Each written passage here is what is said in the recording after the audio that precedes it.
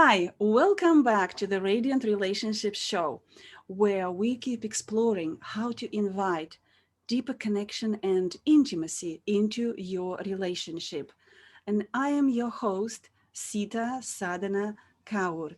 Today, our guest is Fateh Ji, who is actually immersed deeply in the Sanatana Dharma, who is a Kundalini Yoga teacher, trainer, and who is deeply skilled in Ayurveda, Tantra, and obviously Kundalini Yoga. Welcome, Fateh Ji.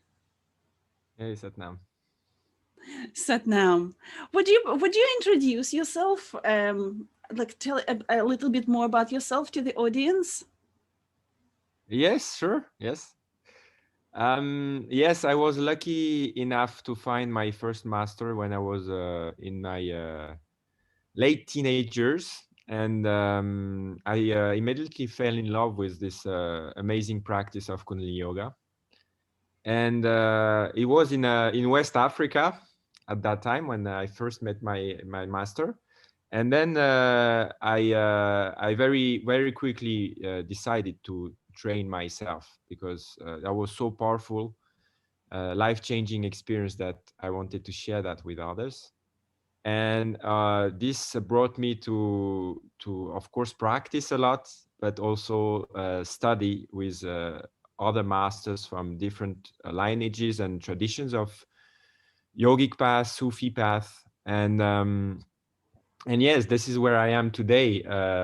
So much nourished and so much opening of the heart with this path. I decided I want to now train people to so that they can themselves awaken, of course, but also teach others how to open the heart and live from the heart.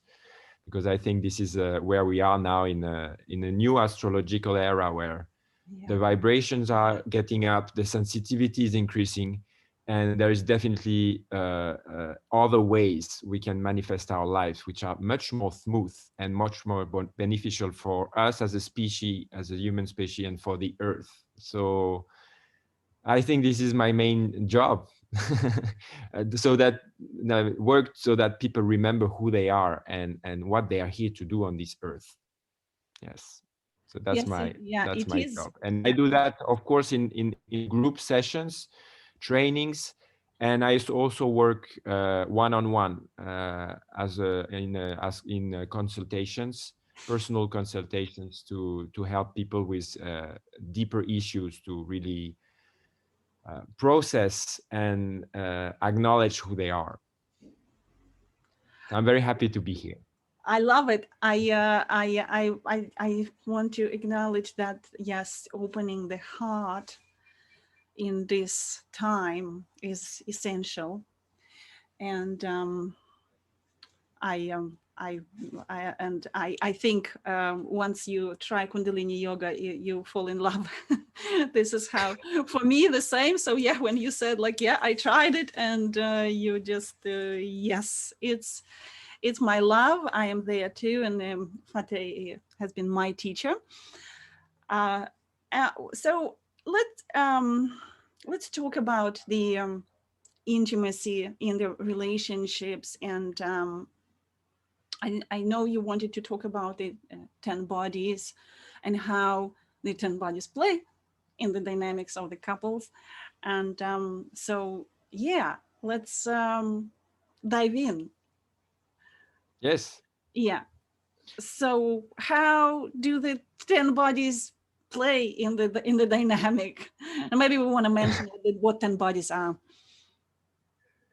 Yes, I think the first thing we need to talk about is what is intimacy in relationship, because from the yogic point of view, the relationship can only be the outcome of one relationship. Any relationship is the outcome of one relationship, which is the relationship we have between us and ourselves. Yeah. And I was like, yeah, let me guess. Yeah. Okay.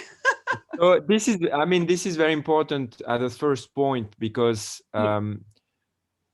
yeah, we're not talking relationship, like the outside in a yogic perspective is always a mirror of what is happening in the inside relationship within ourselves. And that's why we talk about 10 bodies, because 10 bodies are 10 facets of our psyche, of ourself. And there are, of course, ways to express the polarities that we have within us. So as soon as we're talking intimacy, very often intimacy with others is a way to compensate intimacy that we don't have with ourselves. And this is when relationship really get messy. Yeah. Because if we don't have a deep intimacy with ourselves, getting to know ourselves, getting to spend time with ourselves, which is what we call sadhana, a personal practice, is not like only strict discipline, to raise our vibrations. It is just privileged time to spend with ourselves and our deepest self, which is our soul. So in the Kundalini yoga tradition, when we talk about Kundalini, it means raising the awareness. So we are not only aware of being a physical body and a mental body, but we are a mandala of 10 bodies. And in those bodies, you have the different structures of the mind, but you have what we call the magnetic bodies. And those bodies, you can only relate to them when you get sensitive enough. And this is what we call intimacy in yoga, is when your subtle self is activated, you have an awareness of your magnetic field. And the awareness of your magnetic field, what it gives you is a very, very deep sensitivity of how you are impacting the world and how the world is impacting you. And without that, I mean, you can train for years in, conscious communications, whatever, inner child work or whatever. If you don't have a consciousness of your impact, there will never be any intimacy. And this awareness comes when you get really in touch with yourself. So this is what I wanted to talk about, because we can go a lot into the details and the technical details of the 10 bodies, but I don't want to confuse the people. When you ask about this summit, I say, oh, intimacy is very interesting, because the first thing that comes to my mind about intimacy is the relationship with the mother. You see, we are all searching for spiritual masters, Yes. all the way down. Well, we want the enlightened one, we want the Buddha as a master, but we all have one master, and the first one we all got was our mother. Yes. Either we are men, either we are women, we all got a mother. Otherwise we wouldn't be here. And this is really interesting, because this is where we built our first intimacy. So, in the end, it's very simple. Everything we go in life, and every partner we meet will just be reflecting this first relationship that we got in the womb first, and then in the first few days, first 40 days after birth, was very important, because that was really the intimacy building. And then, of course, the first 7 years will be a whole uh, process of getting a personal separated aura, magnetic field, from the field of the mother. So until we are 7, we are completely entangled in the magnetic field of the mother. And especially during the womb, it's not that we are entangled, it's not even, we cannot even talk about entanglement. It's we are one with the mother. So how much our mother was intimate with herself is how much we will talk about intimacy later in our life. But it's not intimacy with ourselves even we talk about. We are just processing the way our mother was intimate with herself, because that's what we learned, how it is to be in contact with oneself. And until we do this process of recognizing those memories, where we come from, and it's not to deny or to judge the mother or whatever, mother is always doing her best. And we got what we needed as a ground for our subconscious to be built, for our physical body and pranic body to be sustained. So everything is fine there. Just we got some memories, and those memories are clouding our self-perception. So the whole process of yoga is to recognize this distraction, this clouding, so we can realign the 5 elements within ourselves. And when the 5 elements, they're aligned, you feel the presence of your own soul, which is the light within you, which is what is more the dearest part of you, that is your heart, that what is lying in the deepest part of your heart. And when this is recognized, you are intimate with all that exists. You can be intimate with a flower, you can be intimate with the sunset, you can be intimate with a lover, but that's just a consequence of this inner relationship. Otherwise, trying to be nice, to trying to fix the problem of a couple, forget about it. It's never about the couple, ever. It's never about the couple. I don't believe in, couple therapy, all these kind of things. I don't believe in that. I only believe in therapies being one with yourself. Then you're one with all that is. Be it a woman, be it a man, be it heterosexual, be it homosexual, be it whatever, it doesn't matter. It doesn't As matter. soon as this intimacy is there, it will be seen and felt and experienced deeply everywhere. So this is the frame we have, the tantric frame we have in yoga. We are building this relationship within ourselves. So I think this is the first point I wanted to make, because uh, yeah, of course, for me this is essential to understand that. Otherwise, we get sidetracked. So when I say I don't believe couple therapy, of course, I mean, I honor the work of couple therapists, but in the end, it's just about bringing people face to face with themselves so they can own and take responsibility for what is happening, and not putting it on the couple.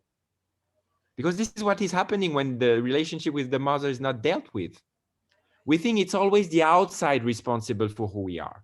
And we have many justifications to say why we are not in contact with ourselves.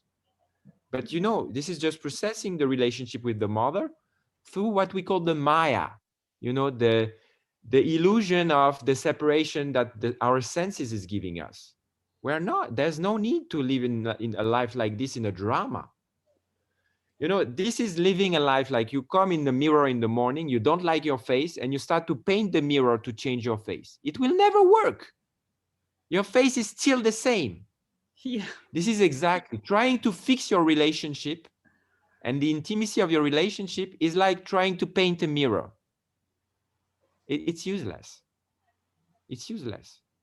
But without intimacy, there is no life. No, it's like living a life outside of your own self. It means nothing. The only life you can live in the life within your own body, within your own self. This is intimacy.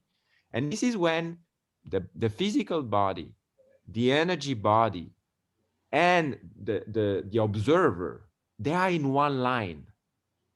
So this is when you could say that the energy body, the physical body, they are the female part of us, the manifesting part, the creative part. And the observer would be like the Shiva, the unmoving watching part that is watching the show. But those 2 parts or 3 parts of us, they need to be aligned. Shiva, as soon as it takes a distance or is separated from the Shakti, from the manifestation, then you become kind of impersonal. You never take things personally. It's like nothing touches you. This is when the masculine polarity takes the distance. The doesn't has to do anything with the emotional side of it or Yeah. physical side of it. Then you take distance. What happens? Oh, everything is fine. You are in peace. But what happens is you cannot have joy. You cannot have how you call that? ah, I don't have the word in English. When you have a orgasm. Ecstasy. Yeah, you cannot have the ecstasy of life. Ecstasy of life, the passion. Ecstasy of life bring come the when you emotions, embrace. the flavor. Yes, exactly. When you embrace the feminine side of it. That means it's moving, it's changing. It's never the same. No. And this is what makes life juicy. Yes. So yes. in yoga, we look at both. How we can be observers, but not separating ourselves from the experience. how those two, they are in a line, and both exist at the same time. I'm completely into the experience, fully in my physical body, fully enjoying the life, fully expressing my emotions. But at the same time, there is always one uh, very, very deep part of me that is just watching the show. I am completely in the show, but also watching it. Mm. This is this complete paradox in the yoga we're looking for. And this is the merging of the polarities. When you talk about Tantra, this is the merging of the polarities. I'm completely in the world and completely, never completely into it, because I'm also watching the show. But it's not as a way to take a distance. It's because it's in the same line. So I never lose consciousness. No, I'm not just rejoicing unconsciously. Consciousness is still there. Mm-hmm. And I think this is really what I would call intimacy, is when those two, they can be together. You know, you don't lose the consciousness, but you don't lose the joy and the ecstasy as well. You know, so this is, of course, tricky, and this is a paradox. But I think this is the first thing that comes to my mind when we talk intimacy. So if you want, I can go in the details of the 10 bodies, or if you have specific questions about that. But I don't want to sound too complicated, because it's kind of a deep subject. So I think if we want people to understand it, we need to describe the 10 bodies, and I don't know how long we have. So We still have a bit of time. What I just wanted to say that yes, I call the relationship with the mother. It's like the blueprint for the all the yes, relationships, and it is so true. I loved it. That you mentioned it. This is like it's all coming from there, and yeah, and it's not feeling only the feeling that let me what relationship is so paramount. yes, So I want yes, to stop on that yeah, a little yeah. bit. This is very important, you see, because we have two polarities within ourselves, and those polarities, they are reflected in the cosmos as the sun and the moon. And what happens in the womb? Of course, our mother is the feminine polarity of our father. We all agree on that, I think. Yeah. But what happens in the womb is that the mother is a sun for our moon side. Because as a fetus, as a child in the womb, we are just a moon. We are just receiving the light of our mother. Because at this point, the light of the sun is filtered through the magnetic field and the placenta and the water of the womb of the mother. So it's very interesting that our moon side, our feminine side, our receptive side, our emotional side is built and imprinted by the sun of the mother. You see how it's interesting, eh? Because Yes. she's the feminine polarity, but actually for us, she will be the masculine one in the first, part in the womb. Whoa. Then after, when we get out of the womb and we are in contact with the magnetic field of the planets and the magnetic field of the sun, and of course the light of the sun, then we start to have the contact with the masculine polarity by ourselves. But before, we have it through the mother. So this is where the filter comes from. And as soon as we are directly from the light of the sun, this filter from the mother start to be melted, because the light of the sun will melt the distraction and the pattern that we get in the womb. Because this is what the sun is doing. He's melting patterns. The Agni, the fire of the sun, is Mm-hmm. melting our patterns. And the whole path of yoga is to increase the fire of the sun within, so our patterns can melt down. And the main patterns we're talking about is the memory we got in the mother's womb.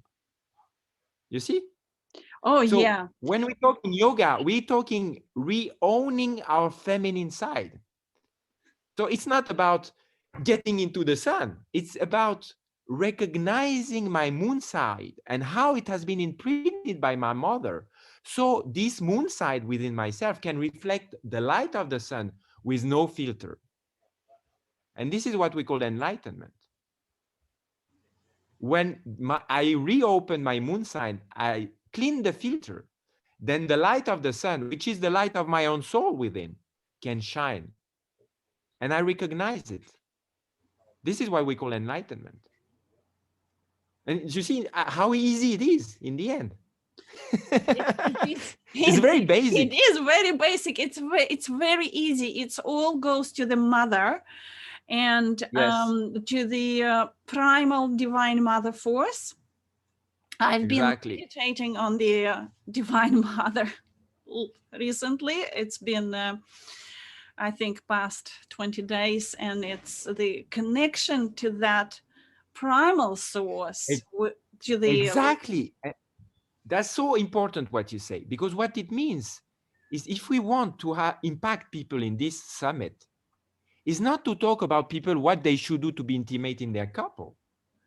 Is I want to impact the mothers today, or the mothers to be, yeah, saying if they can meditate on the divine mother when they are pregnant, this is when the whole world change, yeah, because they will directly impact the solar polarity that they put on the child at this time. So what they do, if they meditate on the Adi Shakti, the primal power, yeah, the light of the sun that goes through them at this time will come directly to the child with no filter.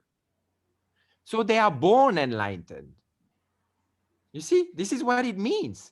yeah, That's how powerful the mother can be.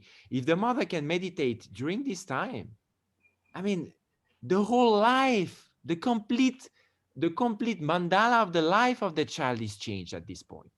What you can move in those 9 months, this is what the child will not have to process in his own life. Okay, so this is enormous. This is enormous, and that's why many masters, they say if we want to change the world, we need to take care of the pregnant woman. This is where it all happens. The whole life afterwards is just trying to process what happened in this moment. So of course we have very deep and powerful practices, so we can clear those patterns that we got in the womb, and we can re-own them and transmute them, of course. So it's not to say that there is no chance. Of course there is, but it takes a lot of prana, it does. where if the mother is doing the job when she's pregnant, it is much less prana for an impact that is much, much, much bigger. So I think this is something important, because you said you were really connected to the divine mother, and Yes, when you do it's exactly that. It's beaming the frequency of the Adi Shakti with no filter, because when I have filters, my eyes, I filter reality mostly with my eyes. So when you do that, it's like, no, there is no distraction. There is only the light of the divine mother from the beginning, all through the ages, all through the end. That was the teachings of Guru Nanak. Ad such, to God such, heavy such, Nanak hosi be such. From the yeah, beginning, this energy was there, and everything comes from it. And it will be there all the way. So let's not be distracted in the way, because we're not supposed to live a life of suffering and drama. Of course, I'm not denying there are wars, and there is a different difficult timings on our earth, and there is, I mean, of course there are challenges, but even though it's a challenging time, we can have ecstasy, and we can have bliss, and we can be happy. We don't need to go through the drama.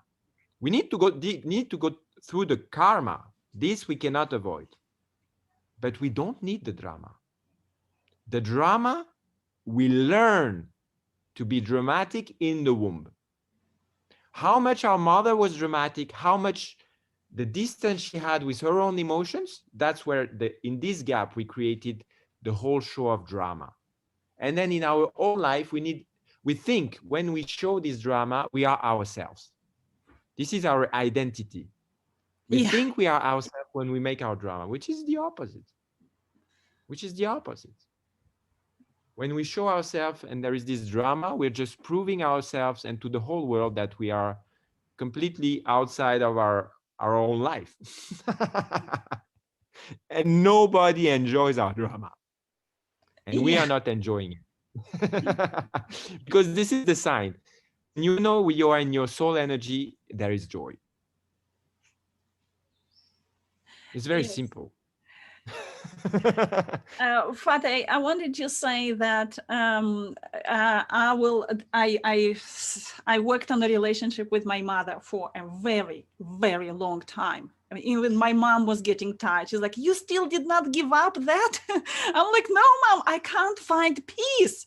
It's been years before I found powerful Kundalini yoga, because I was like, "Mom, you did that. You did." I could find in myself the patterns. She never spoke like her, the way she viewed about men or everything, you know, like it was never spoken in my family. It was like taboo to talk about Okay. sex and other things. But when later I spoke to her, I actually asked her questions. I picked it up, everything subconsciously. I downloaded everything from my mom, the whole Yes. pattern. I thought I was different, but I wasn't. I was like, "Oh yeah, no, I'm not gonna be like my parents." And I did not go any inch away from my mom's psyche the way she was. And of course, she was completely disconnected from her emotions, and I got disconnected from my Yes. emotions and all her beliefs about men and you name it. It's all there. But the Yes. meditation on the Divine Mother, I think, is the only salvation to that. Yes. It's I find this breakthrough, like healing, like healing that and disconnecting from the biological mother and connecting to the source. Yes. No, we are not. No, no, no. Yes, I understand what you're saying, but the words are important there. Okay. We will never disconnect from the biological mother, ever. Mhm. Trying to be different from my mother is just getting the karma stronger. Okay. You will never be different from your mother. You need to forget that thought. The minute you accept that you are exactly the way your mother is, then you have a chance. Because this is when the Adishakti can come in. Okay. This is the energy of consciousness. But trying to separate, you know, all these people, they say you need to cut the umbilical cord. This Yeah. doesn't exist. Yeah, you can do all the symbolic things, whatever you like. You will never separate like this from your mother. And it's not the point. Separate from your biological mother, you will separate from the whole creation. You die. This bond will never change. It's the bond that made us alive. But the nature of it and the prana that flows through it, the quality of it can change. But denying this bond is only making the karma stronger. And it's bringing another layer of illusions. So I think it's very important to say that, because I meet many women, and sometimes very old women, who said, "No, I don't want to be like my mother." You know, this is Yes. just saying you are exactly the way she is and you are powerless to be anything else. So go into that powerlessness, because this is where the power of Adishakti lies. Adishakti can come in only when you feel powerless. When you think you are processing the relationship with your mother by all your power, Adishakti has no room to come in. So you're still the little child trying to get out of the impact of the mother. And this will never happen. This will never happen until you realize you are powerless, because you were powerless as a fetus, as a Yeah. very small baby, as a young, 2 3 years, 4 5, you were powerless in front of your parents. So until we recognize this powerlessness, we are just building a big spiritual ego saying, I'm working on myself. People come to you and say, I worked a lot on the relationship on my mother. No, if you really worked on the relationship, you don't talk about it anymore. It's not a subject. Something you really worked on, you forget about it. When you still talking to people about it, means it's still your subject. So it's not worked on. You see, when you really work something, it's very important. It's not in the magnetic field anymore. It's Mm. integrated. That means you have room to enjoy what is there. So you don't need to talk about your mother. You see, because you're in contact with the Adi Shakti, you are in contact with the flow of life, the way it's happening now. This is what we call reality. So you don't need to talk about your mother. You see, this is very important because there is a whole movement now. You know, the feminine power is rising. And I see Yes. many women rising and they say, yeah, we have moon circles and we have, you know, expressing emotions and all these kind of things. But I say, yeah, but how are you in relationship with men? Because often in those circles, you see that men are very excluded. And the way they talk about men, you see, this is excluding the other polarity sometimes. And Yeah. this is a sign that they are just trying to get back into the womb. So it's a big mother's womb, but these are just women talking about their mother. And if there is no consciousness there, if there is no Shiva there, and getting into this place of powerlessness, there is no chance. Because women, or the feminine polarity, I could say at this point, can be identified with the emotions. And there is no end to processing, you know, the hurt women, the wounded women, the Yes. wounded feminine part. There is no end to that. This is a big pool of subconscious, and there is no end to process that. At some point, if the wounded feminine can recognize the powerlessness, then from that, there is another part that comes in, which is the anger. This is what we call Kali in the Sanatana and the Dharma tradition. Yes. It's when you get out of the victim identity and then you recognize your own fire. This is when the feminine part includes the masculine part, that I can destroy the whole world in an instant. This is Kali. This is coming in the dark moon, you know, when the light of the sun is not at all connected to the moon, the face of the moon. It's the hidden moon. This is Mhm. where the power of Kali. When Durga, she was completely surrounded by demons, she was overwhelmed, and the whole world was threatened to be dissolved by those dark forces, the demons. This is when out of her third eye, Kali was born and started to destroy the demons, you know? So this is the fiercest part of the Divine Mother. This is the Divine Mother when she's re-owning the masculine power as well, you know? And this is what is happening, you know? Female talking about abuse and in this victim relationship, oh, I've been hurt, and the masculine polarity, there is no end to that. This is just confirming that I am a victim and that I will always be, and I am right to be. No.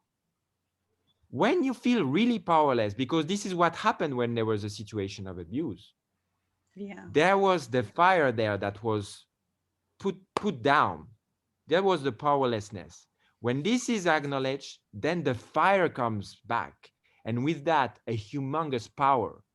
And this is the anger. And this is re-owning the fire. And this is the healing. This is the self-respect coming back.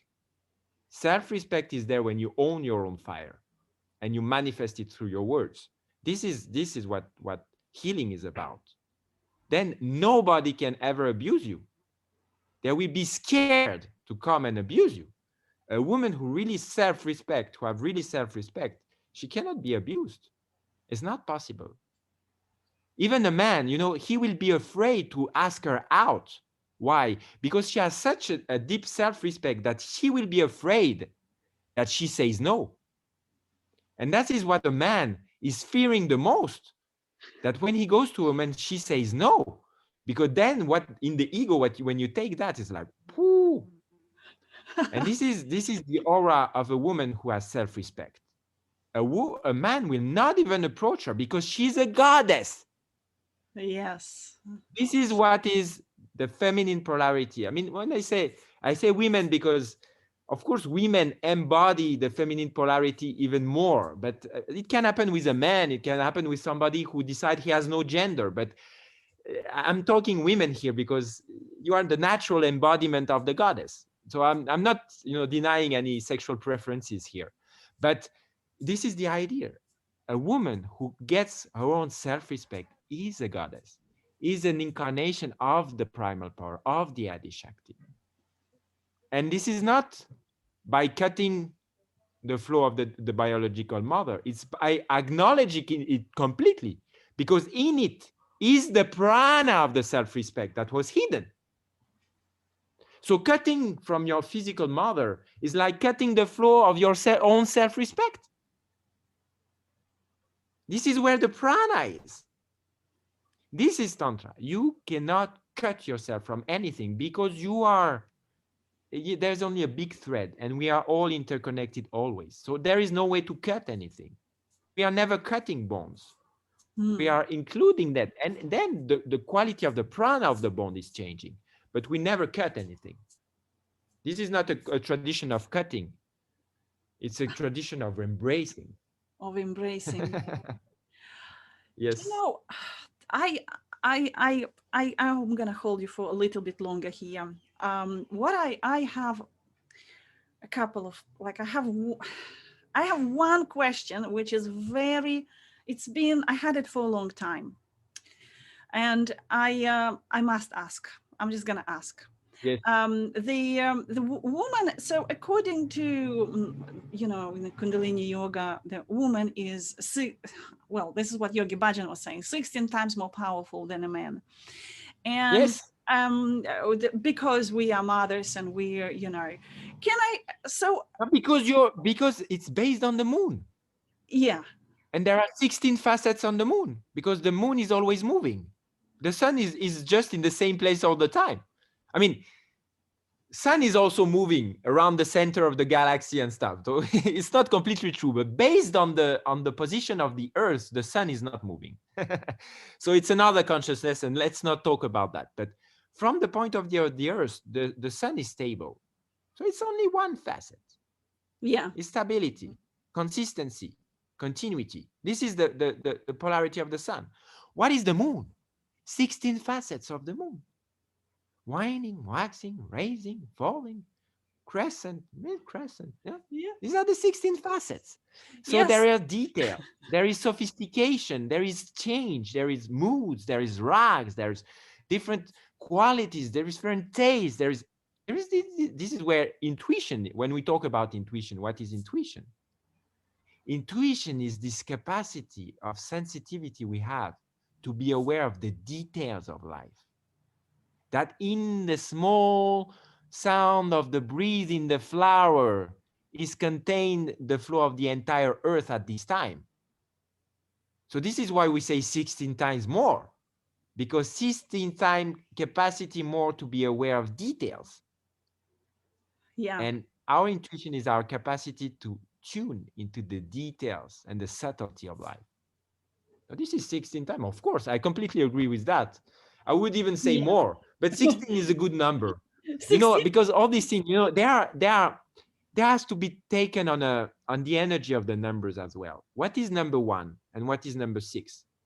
Number 1 is the light of the soul, and 6 is how you are aware of the light of the soul. You see? Second. Outline. So 16 is somebody who is living constantly in a state of prayer, of gratitude. This is what it is. So 16 times more. You see, the gratitude is this feminine capacity we have within ourselves to be aware of the beauty of all that exists, and say, oh, wow. This is what we say, why guru in this tradition, because thank you is not enough. We just say, wow, I have no words for that. So we had a word, which is why guru. Exactly. So, because a woman is such a power center, and I've been in very unhappy relationships and very abusive relationships in the past, but I've been like diving in of how I was creating all of that. I find this is what I find the conclusion that I had greater responsibility because the way in the dynamic with a man, my energy is stronger because I have all these powers, and I just wanted to understand what's your view on it. I was just in the miscreation, in the victim, in the creating the drama. It was perpetuating my karmic things. I couldn't understand how I was seeing it. But when I pulled myself out and when I started consciously healing, and I would catch myself, this is not what I want to create. And I change the direction in my mind and I change what I want to project.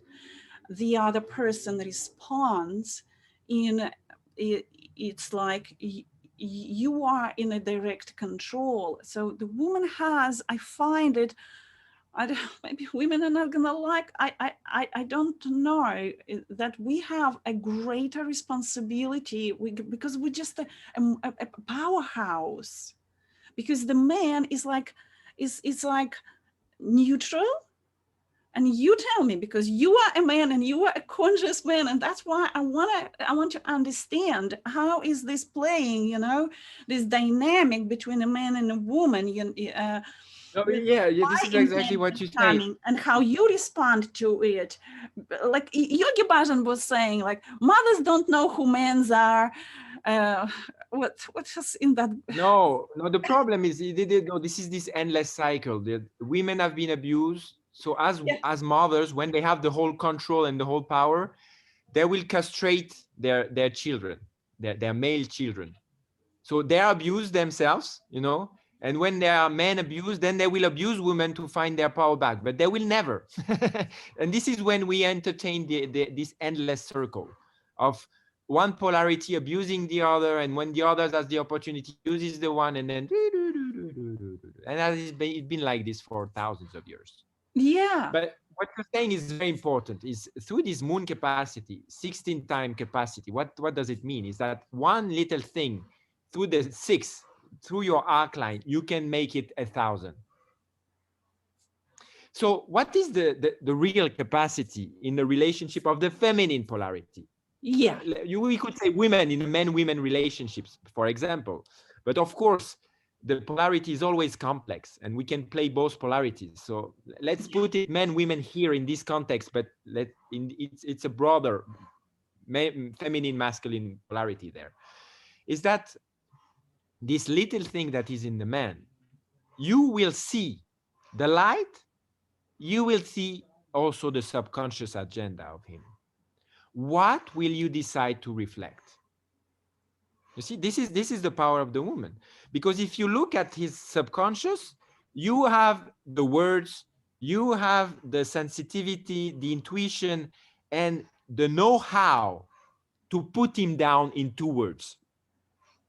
Oh, this is the power of Kali. You can destroy the whole creation just by Yes. Like just like So that, will you like do you that? can say 2 words and the guy is like, Yeah, a man is powerless in front of ah. in front of a woman.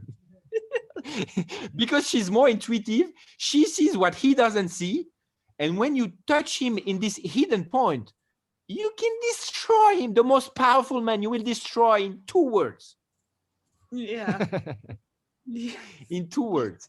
And on the opposite side, if you see this part of him that is the light with him, and you Mm-hmm. can inspire that light, reflect that light, and expand it through your intuition. Sometimes it's even just in the silence, not talking when you could be, or just saying a few words like, oh, when you did that, wow, you were beautiful, or you were like that. He will like be so inspired, and he will travel the whole world, build castles for you. He can do anything.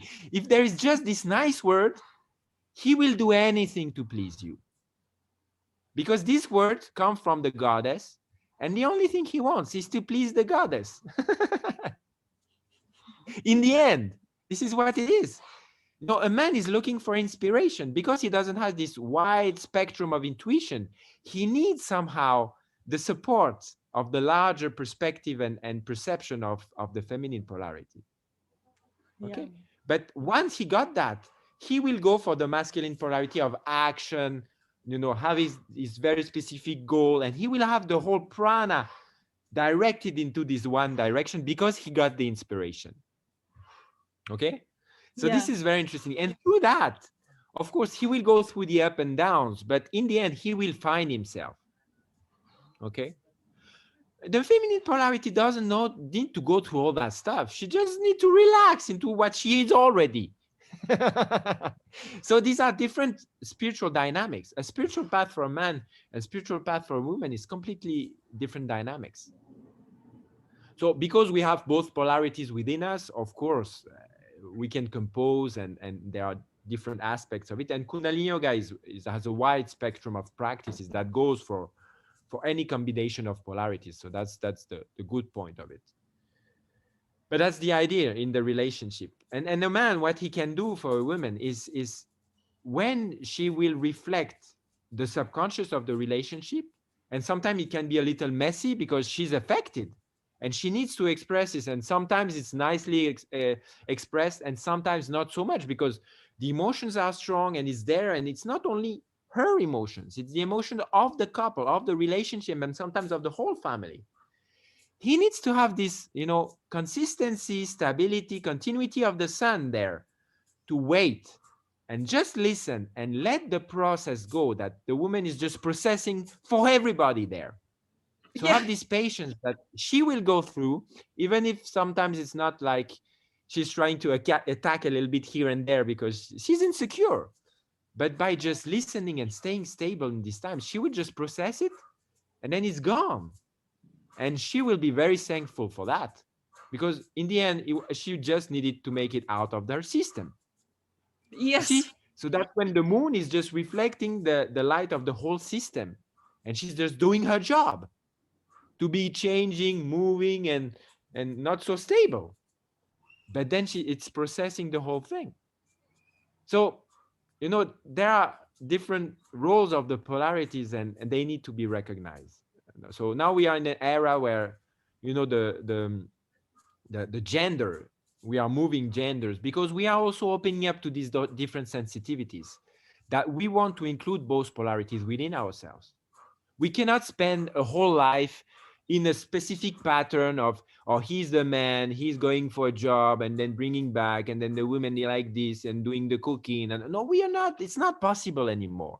We are too much sensitive to the both sides of the polarities, and we want to include both. And this is creating new exploration on the sexual level, but also on the identity of the genders, because now people, they say, I'm not so sure I want to be a man, I would prefer to be a woman, because we are aware that we are both. Yeah. So these are just the physical and emotional manifestation of the fact that we have both polarities and we want to embrace both. So as a civilization, as a collective, we are exploring, changing the sexuality, changing, biologically, removing the sex, put another one. All these are the exploration of this androgyne, this meeting of the polarities, what the ancients, they call Tantra for thousands of years. So in the end, the process is still the same. Nothing has changed. The tradition is still the same. But the way we express it, the way we experience it, is completely changing nowadays. And it's important that we can be inclusive in that process. But also kind of provocative sometimes for young people, because they are in the teenagers sometimes where it's a crisis of identity and it's perfectly fine. But it's not necessarily the time to change sex. It's the Yeah. time when you're confronted with the limits of your own physical body and your identity, and this needs to be listened. and there is needs to be really deep embracing of those emotions coming up at this time, because it's not necessarily that these people, they need to change biologically. Maybe later they will decide that, and that's fine. I have no judgment about it. But this identity crisis, it's part of the process. So Yeah. to change only the biology is not it's not the point in the end. Because what will make you really smooth, really comfortable within yourself, is to be in peace with this polarity, not to change it biologically, because this is just changing the outside. So if in the polarity dynamics, when you include, you realize, oh, in this life you want to explore a different body, why not? But then it needs to come from a deep perspective of the merging of the polarities, and really a choice of experience that is based on a few years of exploration, not just, oh, this woman rejected me, or I will be a woman, it will be easier, this kind of things. Because this is what we experience in teenage. That's the first time we experience the no also from the outside, our peers. And this is not easy to take. But this is Right. building our identity. So you see, it's a complex subject, and I think we would need another summit on that. But Yeah, I just we would wanted to need a, mention it on the because we were talking intimacy, and I think it's a burning subject as well. So I just wanted to talk a little bit about it. yeah, no, thank you very much, thank you very much. It's very important to talk about that. I just wanted to, like, I had one last question, because you mentioned this wounded feminine, and I've been like diving Yes. into my wounded feminine a lot. And since, well, intimacy is, yeah, intimacy with yourself, and if this healing of that wounded feminine, sometimes I find that I never stop crying. It's Yes. like I'm going through this period of time. I do cry much less these days, but it's like when I started to embrace my emotional self and the whole thing. So it's been so 4 years, I think now, on this path of reclaiming, and you can't really suppress those emotions when they come and they flow. And the more what is your say? How do you heal this wounded feminine? Any easy Yeah. path, or it's individual, or just a little bit? Because I know this is probably a huge a huge subject. No, it's not huge. It's not It's not huge. huge. It's Oh, not. great. No, no, it's huge when we are identified with it. You see that these are the two sides of the feminine polarity: the instinctive part, which is Yes. the part of the negative mind, and pranic body. And pranic body is infinite. So there is an infinite pool of tears in there. Yeah. So this is Yeah. what I'm talking when I say there is no end to crying. There is no end. So it's not the idea of repressing. I'm not talking we should repress, Yeah. but Yeah. there is a whole part of the feminine which it's only this axis that gets identified with the wounded. So it's crying endlessly, because the pain body of the wounded, you can it's there in the magnetic field of the earth. You can instantly connect to it, and once you are connected to it, you can cry forever. And what Yeah. you're doing is Pretty you are much. processing the wounded women from thousands of years. So I'm not saying it's useless. You're crying the tears that they didn't cry. But is it what you want to do with your life? No. Because it's distracting for your personal life. Yeah? So if your job is to process the pain body of the earth, of the wounded feminine, why not? But I mean, I will tell you your life. It will be a painful life, and you will not have joy in it. Except if you are kind of avatar of the divine mother coming here to clear the pathway of the earth, for thousands of people. And then you will do that with joy, and you will find the joys in those tears. But if there is no joy in those tears, that means it's not your path. It's just you are identified with the pain body of the wounded feminine. And this is not the feminine, this part of the feminine polarity that will this is This is the mother. So this is when you go back into the womb of the mother, and these are the tears of the, the water of the womb. This is what it is. So it's just coming back to the womb. And it's the victim personality when you are afraid to get out of the womb, because in the end we are afraid to get out of the womb. The other part of the polarity is the intuitive feminine. And you know what? We think, that emotions have been so much repressed that we think to work on ourselves is to process those emotions. But we have two channels of processing. One is the emotional channel, and one is to go directly to the root sensation. And this is what we do in Kundalini Yoga and in deep meditation. When you're really deep in meditation, you don't have to cry or shout your anger and stuff. You're just feeling the flow of the water and the fire rebalancing within your own self at the root sensation. And there is no need to have tears. Tears and anger are already somehow a second layer of the primal sensation. This is tricky what I'm saying here, but this is, Yeah, you it think is. the I yogis, am when they puzzled. meditate for 40 years, you think they are crying in their meditation hall in the mountains? They are not crying. They are getting directly to the root data of the information. When you're crying, you're already at the shell. It's already the thought, because everything in the end is just a thought, is already at a certain level of manifestation that goes through the process of the physical body. But when you get the thought at the root, you don't need to go through the emotions. You will go through the memory, the sensation that will then create the emotion. So it's not at all a repression, but you don't need to go to the crying. And you don't lose, you cannot lose this part that is watching the show. So just to be a little more practical here, is to recognize very often when there is this ocean of sadness, Yeah. is because there is no limits there.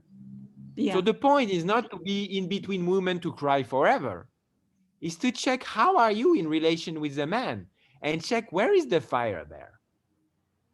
Because this is where the limit will be given. When you decide to cry and when you don't. Because when you are in this pool, you will just cry forever. Why? Because this pool of suffering is the way to avoid another pain behind, which is the fear of being angry and the fear of destruction. This was the whole powerlessness I was talking about. When you are healing yourself, you didn't touch the powerlessness yet. You see? This pool of suffering will end when you stop wanting to heal yourself. When I stop wanting to heal myself. This is very, Yes. this is very interesting. Yes, because when you want to heal yourself, you are creating this discontinuity where the pool is coming in. Yeah. So what you are doing is you are calling on the pain body of the wounded feminine so you can experience the healing. But when you stop wanting to experience the healing, you can experience your life. Adi Shakti will take care of the healing. You don't need to take care of it. As soon as there is a you taking care of the healing, the deeper healing is not taking place. And I'm sorry, this is tough to hear. It's very tough. I love it. This is not personal development. This is not personal development. There is, as soon as you are the one healing yourself, this is an ego trip. Yeah. This is ego trip. Oh, I healed that. And I healed that. And you know what? I healed also this past incarnation there. And I healed this relationship with the mother. And I healed that. You know, who is healing that? It's just taking more and more on the ego. It is the spiritual ego coming down. So, I healed so much. Yes. It's just another identification.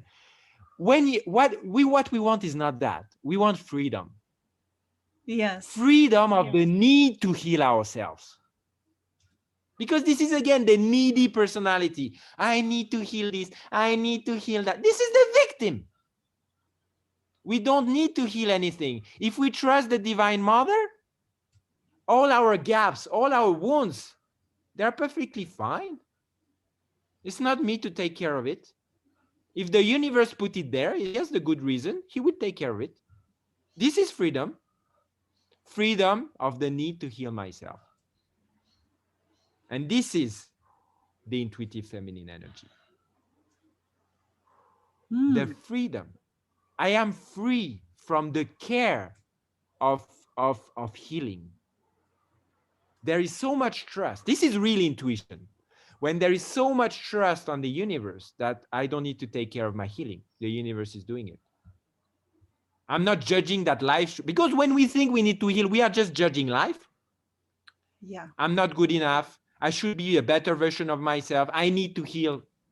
You are judging the Adishakti that the job was not done correctly. If you trust what you do, or you make me wounded, what, take care of the healing? This is trust. This is the divine intuitive feminine. You see the difference? There's a complete trust there. There's a complete opening there. There's an unconditional love there. Yeah. And this is completely the Divine Mother you're talking about. But this is not, the, oh, yeah, let's come together because, my boyfriend, there is no end to this one. No, there is no end. And this is when the moon is turned against the women, because you will use the change of emotion to take the pain body from a different perspective. And yet there is no end to the mandala of it. Because we say 16, but it's just another way to say it's endless. Yeah. So you will always find a new opportunity to cry. And for what? To say that the boyfriend is responsible for your sadness. It's not. No. The sadness comes from the separation between you and yourself. You and the Divine Mother within you. This is where the real pain comes from. It never comes from a separation from the boyfriend. Never. The boyfriend is just triggering this part of us that feels separated from the one. And this pain we all have. Because as soon as we incarnated, the soul got separated. And this is infinite pain. Not necessarily suffering. Yeah. But the yogic path is to acknowledge that this pain will never go away. Ever. And to be really honest, the more you go on the path, you don't want it to go away. You want it to be stronger. You ask for more of that pain.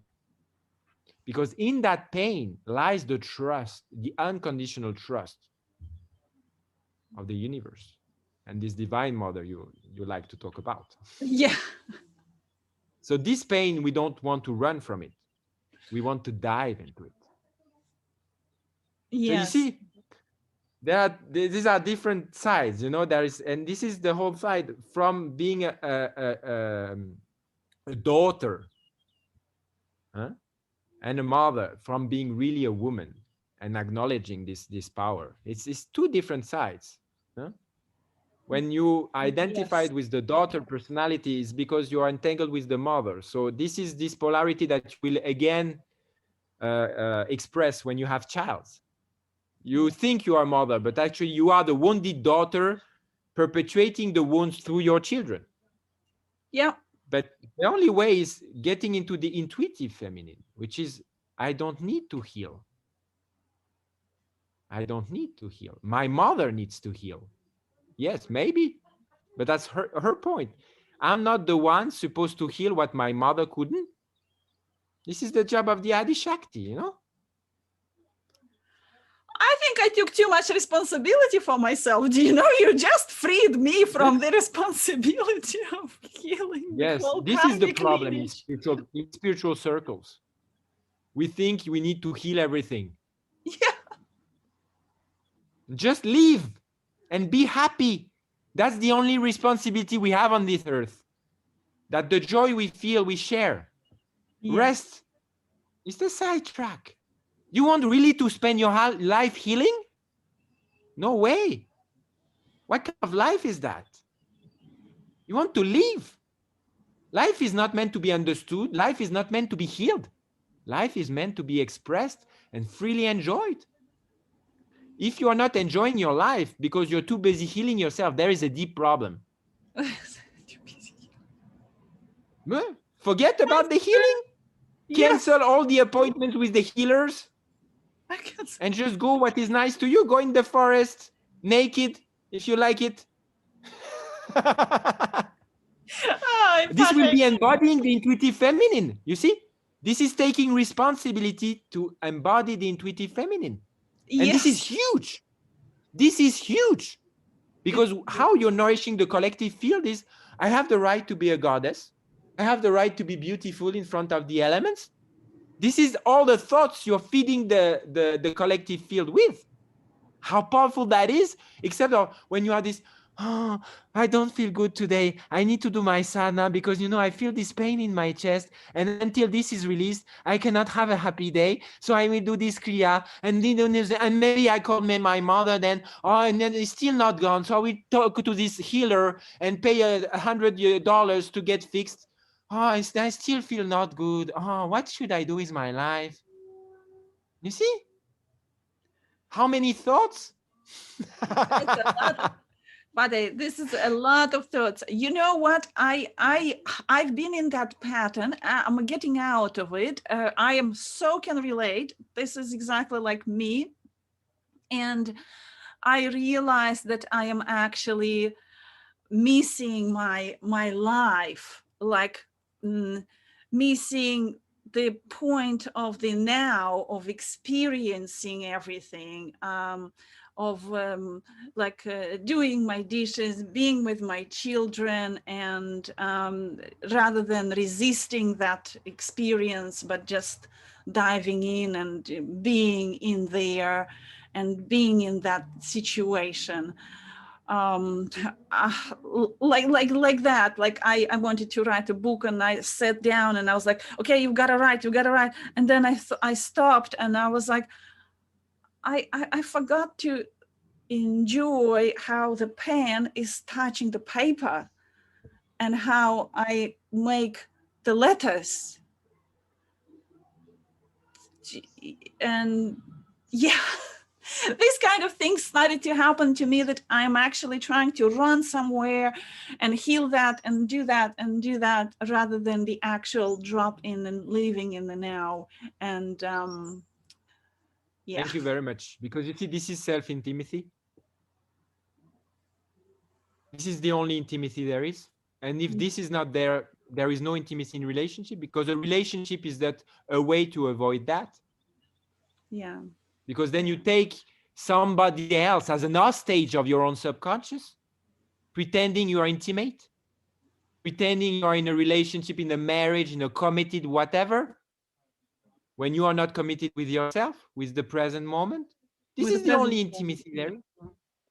The only intimacy there is to breathe the present moment. The rest is sidetrack. It's postponing my life. And there is a point where we are tired of postponing. And this is when we get intimate. And everybody has his own time and space to experience that. And this is my prayer.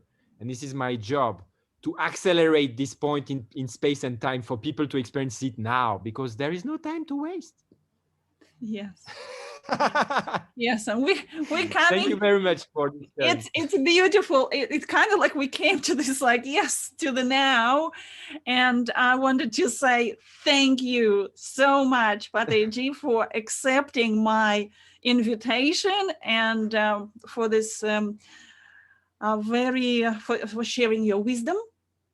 And I wanted to say to the audience that you've been hanging out with SITA Sadhana Kaur and Fateh Ji.